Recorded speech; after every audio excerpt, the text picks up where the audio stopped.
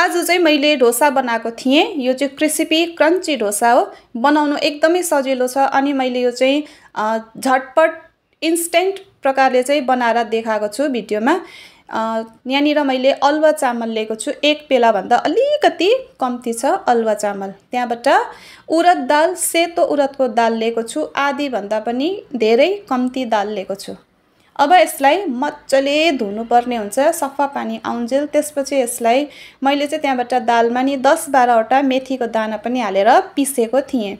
अब यो सबै चामल र आटाको जुन ब्याटर तयार भएको थियो मैले एउटै पेलामा हालेर मिक्स गरेँ।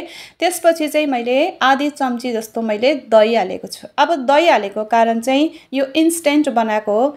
जुन खास पारम्परिक प्रकारले चाहिँ डोसा बनाइन्छ रातभरि अथवा 10-12 घण्टा राखेर पिसेर त्यसमा चाहिँ खमिर उठेको हुन्छ, मजाले फुलिएको हुन्छ। अब यो चाहिँ मैले अहिले बनाएको हो, त्यही कारण चाहिँ मैले यसमा दही एड गरेको अलिकति। त्यहाँबाट स्वाद अनुसार अलिकति नुन हालेर मैले यसलाई यो ब्याटरलाई चाहिँ तयार गरेको छु यसरी। अनि यसको ब्याटर चाहिँ बाक्लो पनि हुनु हुँदैन, पतला पनि हुनु हुँदैन। यहाँ भिडियोमा जस्तो प्रकारको देखिरहेको छ यो चाहिँ एकदम पर्फेक्ट ब्याटर हो। अब यसलाई तावामा बनाउनुको लागि चाहिँ तावा मजाले तातो भएको हुनुपर्छ। मजाले तावा रन्केपछि चाहिँ तेल हालेर चाहिँ एउटा न्यापकिन पेपरले यसरी मैले तेललाई चाहिँ फैलाएको छु। यो चाहिँ कम्ती तेलमा नै बनिन्छ। अब यसरी फैलाइसकेपछि चाहिँ यहाँनिर चाहिँ त्यहाँबाट पानी छम्किनु पर्ने हुन्छ।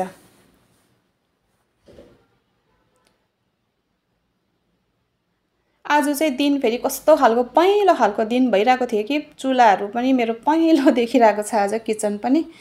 अब यहाँनिर मैले पानी छम्केको छु यसरी। पानी छम्केर जब त्यो सुक्छ नि तब चाहिँ ब्याटर हाल्नुपर्छ। अनि ब्याटर घोल हाल्दा चाहिँ फेरि आगोको फ्लेमलाई चाहिँ लो राख्नुपर्ने हुन्छ। अब म चाहिँ यसरी नै बनाउँछु। अब यसलाई घुमाउँदै घुमाउँदै यसरी फैलाउनु पर्ने हुन्छ। त्यसको बादमा चाहिँ यो यसरी फैलाइसकेपछि चाहिँ माथिको जुन चाहिँ भाग हुन्छ नि गिलो, यो माथिको यो चाहिँ जब सुक्छ, हल्का सुक्दै गइसकेपछि चाहिँ त्यहाँबाट तेल, घिउ, बटर जे पनि 2-4 थोपा यसरी माथिबाट अनि डोसाको वरिपरि लगाइदिनु पर्ने हुन्छ। त्यसपछि चाहिँ ग्यासको फ्लेमलाई चाहिँ हाई गर्नुपर्छ। अनि यसरी चाहिँ जब गोल्डन देख्छ माथिबाट तब चाहिँ यो पाकेको भनेर थाहा हुन्छ। अनि यसलाई चाहिँ यसरी फोल्ड गर्दै निकाल्नुपर्ने हुन्छ। मेरो हातमा चाहिँ धेरै पोल्दै थियो कि तातो भएकोले गर्दा। अब सेकेन्ड टाइम बनाउँदा चाहिँ फेरि यसमा तेल लाउनु पर्ने हुँदैन। यसमा चाहिँ डाइरेक्ट पानी छिट्यो, यो छिटा मार्यो, यो सुकिसकेपछि चाहिँ फेरि ब्याटर लाउनु पर्ने हुन्छ घोल। फेरि घोल लाउँदा चाहिँ आगोको फ्लेमलाई चाहिँ लो नै राख्नुपर्छ। यसरी नै घुमाउँदै घुमाउँदै फैलाउँदै अघि मैले भनेको जस्तै जब यो माथिको भाग सुक्छ, माथिको भाग सुकेपछि चाहिँ त्यहाँबाट चाहिँ तेल, बटर, घिउ जे मनपर्छ त्यो छर्क्यो अलिकति। त्यहाँबाट चाहिँ आगोको फ्लेमलाई चाहिँ हाई गरिदिन्छु। म चाहिँ यसरी बनाउँछु। अनि त्यहाँबाट गोल्डन ब्राउन यसरी देखेपछि चाहिँ यसलाई यो प्रकारले चाहिँ फोल्ड गर्यो अनि त्यहाँबाट प्लेटमा राख्यो। अनि यो चाहिँ सांबर, नरिवलको चटनी। अगर आलु मसलावाला बनाएको हो भने चाहिँ सेम आलु मसला जुन आफूलाई जस्तो मसलाहरू मनपर्छ त्यो मसलाहरू हालेर चाहिँ आलु उसिनेर बनायो, त्यहाँबाट चाहिँ डोसामा लगायो।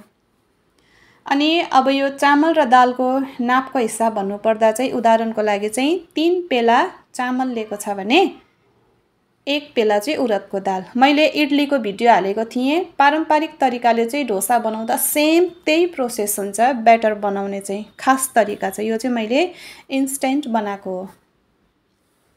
एकदम यसरी क्रन्ची त्यही टेस्ट आउँछ। मेरो छोरीले चाहिँ साह्रै मन पराउँछ डोसा इडलीहरू चाहिँ। यसरी मैले चाहिँ आज डोसा बनाएको थिएँ सांबर नरिवलको चटनीसँग चाहिँ। मेरो छोरीले मजाले पेटभरि खायो। 3टा डोसा चाहिँ उसले सबै खायो आज। Thank you.